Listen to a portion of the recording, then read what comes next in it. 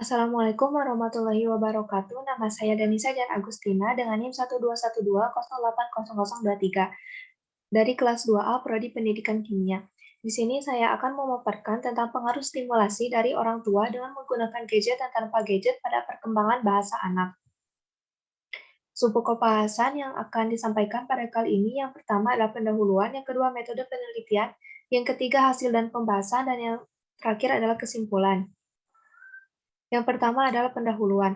Psikolog bernama Psikolog perkembangan Laura Eberg tahun 1989 dari Illinois State University setelah mempelajari berbagai aspek perkembangan individu menyimpulkan bahwa perkembangan bahasa adalah kemampuan manusia yang paling kompleks dan unik. Dengan berkembangnya zaman dan teknologi, manusia telah menciptakan sistem dan alat yang memungkinkan manusia untuk berkomunikasi dengan lebih mudah. Salah satu alat komunikasi yang paling berkembang saat ini adalah gadget. Saat ini, banyak orang tua yang mengandalkan gadget agar anaknya tidak rewel. Cukup dengan memberikan gadget tanpa pengawasan. Dengan menggunakan gadget, tentu saja ada dua dampak yang dapat diterima anak, yaitu dampak positif dan dampak negatif. Berdasarkan uraian di atas, peneliti tertarik untuk mengadakan penelitian melalui sebuah judul pengaruh stimulasi dari orang tua dengan gadget dan tanpa gadget pada perkembangan bahasa anak. Tujuan dari penelitian ini adalah untuk mengetahui perbedaan perkembangan bahasa pada anak melalui stimulus orang tua dengan menggunakan gadget atau tanpa gadget. Lalu yang kedua adalah metode penelitian. Pendekatan yang digunakan dalam penelitian ini adalah pendekatan kualitatif. Pendekatan ini berdasarkan pada perbandingan dari beberapa jurnal. Yang ketiga adalah hasil dan pembahasan. Hasil penelitian, ada dua penelitian, yang pertama mengenai gadget dan yang kedua stimulasi. Gadget memiliki dampak positif maupun dampak negatif terhadap perkembangan bahasa anak. Dampak positif gadget antara lain, yang pertama meningkatkan kemampuan membaca anak, yang kedua pengenalan bahasa kedua, dan yang ketiga adalah meningkatkan kreativitas dan daya pikir anak. Lalu dampak negatif dari gadget, yang pertama mengganggu perkembangan bahasa reseptif maupun ekspresif anak, yang kedua menghambat pengenalan bahasa ibu, yang ketiga anak tidak mampu berkomunikasi nonverbal, dan yang terakhir tidak mendorong anak untuk melakukan kontak mata ketika berinteraksi dengan orang lain. Lalu stimulasi, anak yang diberikan stimulasi memiliki perkembangan bahasa yang berbeda daripada anak yang tidak diberikan stimulasi. Berdasarkan hasil penelitian menunjukkan bahwa sebesar 96,67% anak yang mendapatkan stimulasi, perkembangan bahasanya lebih signifikan dibandingkan anak yang tidak mendapatkan stimulasi. Lalu pembahasan. Bahasa adalah suatu kemampuan yang dimiliki manusia untuk berkomunikasi satu sama lain dengan menggunakan simbol. Misalnya kata-kata dan gerakan tubuh di mana masing-masing kata tersebut memiliki makna yang berasal dari alat mulut manusia secara teratur. Dengan demikian, orang dapat bertegur sapa, bertukar pikiran untuk memenuhi kebutuhannya melalui bahasa. Hal ini juga terjadi pada anak-anak.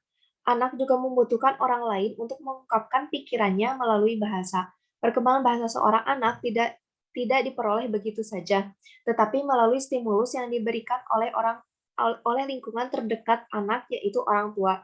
Tindakan memberikan stimulasi pada anak adalah untuk membantu anak mencapai tingkat perkembangan optimal atau sesuai dengan apa yang diharapkan.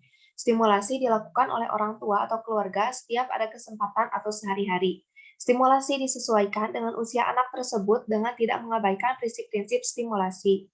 Berdasarkan penelitian, orang tua dapat memberikan stimulasi bahasa pada anak dengan menggunakan gadget.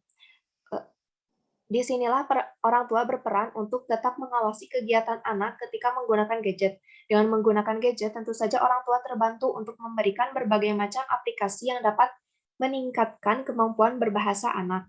Pengenalan atau penggunaan gadget terlalu dini pada anak dapat memberikan dampak positif maupun negatif.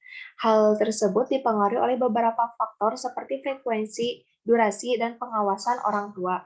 Bermanfaat atau tidaknya gadget bagi anak tergantung bagaimana orang tua mengenalkan dan mengawasi anak saat bermain gadget.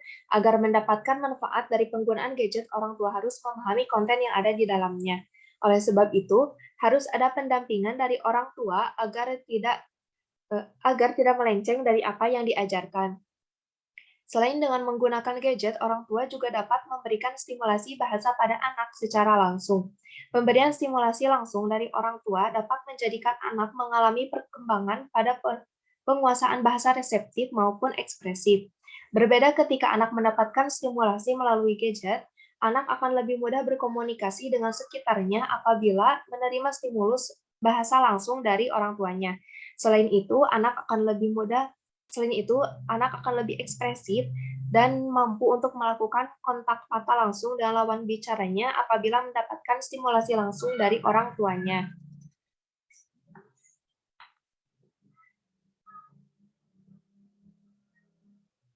Yang terakhir adalah kesimpulan. Berdasarkan hasil dan pembahasan yang telah diuraikan, dapat disimpulkan bahwa perkembangan bahasa pada anak sangat tergantung pada stimulus yang orang tuanya berikan. Stimulus yang diberikan orang tua dapat berupa stimulus langsung atau dengan bantuan media elektronik, yaitu gadget. Stimulus langsung dari orang tua memberikan hasil yang signifikan pada perkembangan bahasa anak dan memberikan banyak dampak positif.